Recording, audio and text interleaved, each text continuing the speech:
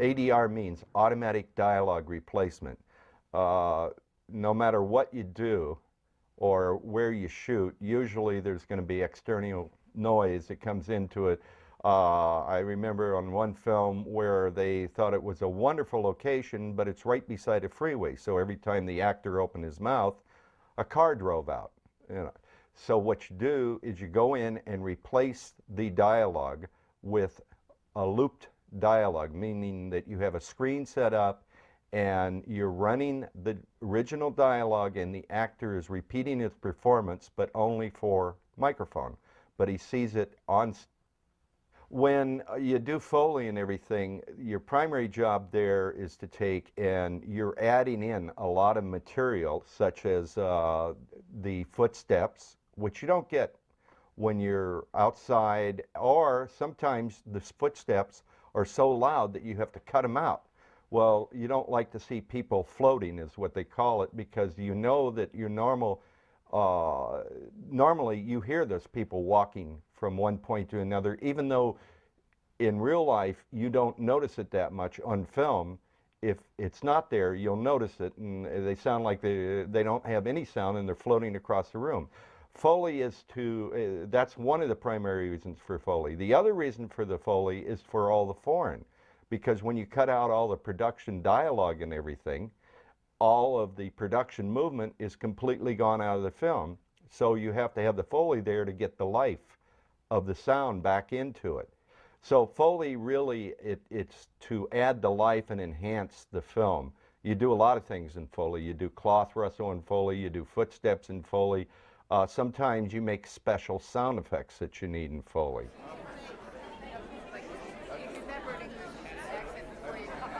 Room tone is used usually because there'll be noises and you have to cut out part of the audio that's there.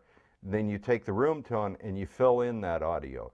But it's very difficult. If you're going to shoot room tone, always at least shoot it for 30 seconds. Don't, if you shoot it any less than 30 seconds, you really don't have any room tone.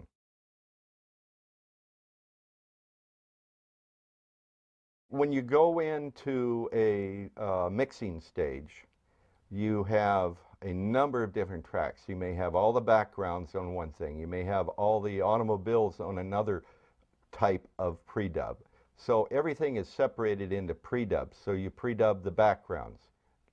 This way, if you need to raise and lower the backgrounds, you're only raising and lowering the backgrounds. A separate pre-dub is made of the cars. A separate pre-dub is made of the dialogue.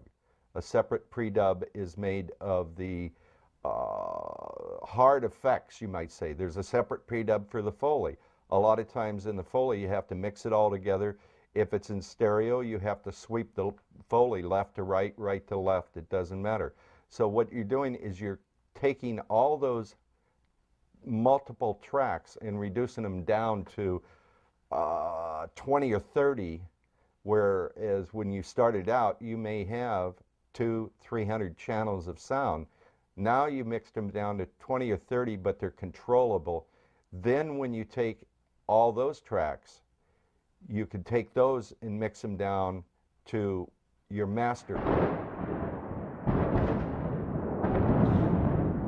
The biggest difference between sound for video and sound for film is that video sound, usually they feed it directly to the video camera, which feeds it directly to videotape. They also, in a lot of cases, do not use a separate sound man.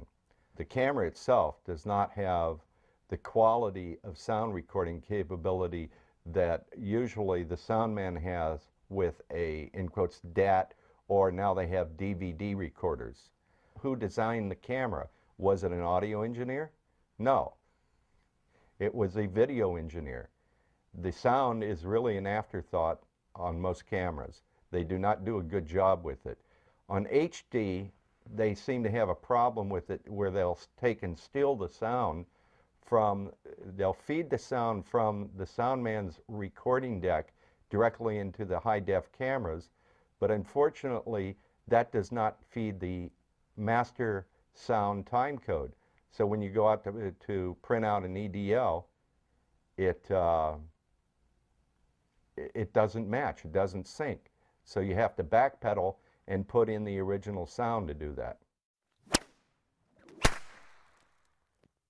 When you go in to do your post-sound work, you can't find the paperwork. I do not understand why these people give you stuff without the paperwork. You have, paperwork in film is very, very minimal, but there's certain critical paperwork that you have, anywhere from 2 months to 6 months after they've shot the film and everything, and people lose the paperwork. I do not know why or how they do it, but they find a way to do it.